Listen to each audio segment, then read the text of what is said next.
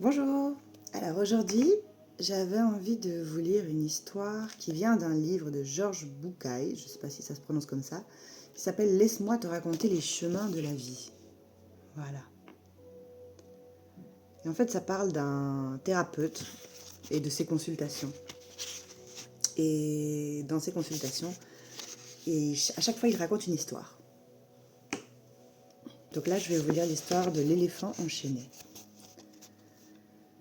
« Je ne peux pas, lui dis-je, j'en suis incapable. »« Tu en es sûr ?» me demanda-t-il. « Oui, rien ne me ferait davantage plus plaisir que de pouvoir m'asseoir en face d'elle pour lui dire ce que je ressens, mais j'en suis incapable. » Jorge s'assit en posture de Bouddha, dans l'un de ces horribles fauteuils bleus qu'il avait dans son cabinet de consultation. Il sourit, me regarda dans les yeux et baissant la voix comme il le faisait chaque fois qu'il voulait qu'on l'écoute avec attention. « Laisse-moi te raconter. » Et sans attendre mon assentiment, il se mit à raconter.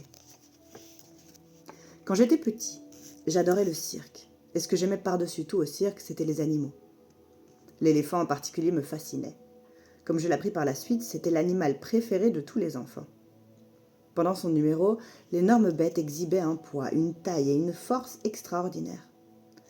Mais tout de suite après, et jusqu'à la représentation suivante, l'éléphant restait toujours attaché à un petit pieu fiché en terre, par une chaîne qui retenait l'une de ses pattes prisonnières.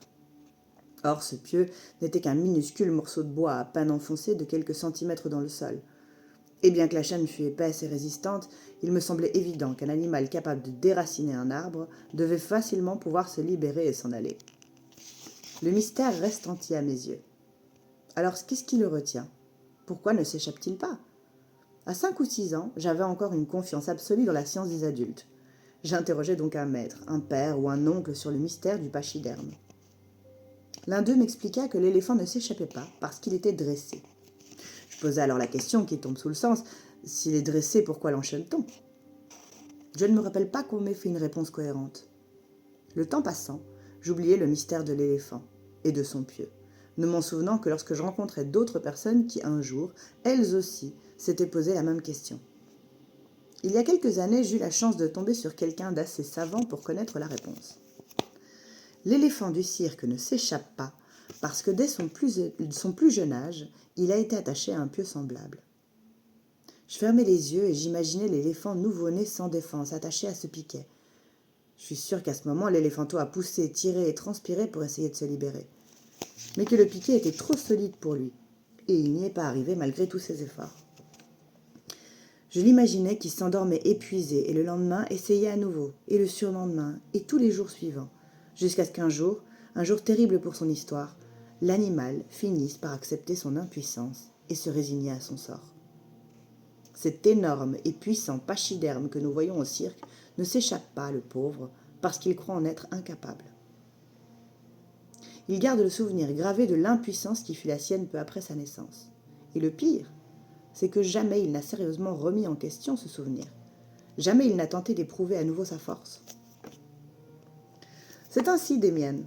Nous sommes tous un peu comme l'éléphant du cirque. Nous allons de par le monde attachés à des centaines de pieux qui nous retiennent par rapport à une partie de notre histoire et qui nous retirent une partie de notre liberté.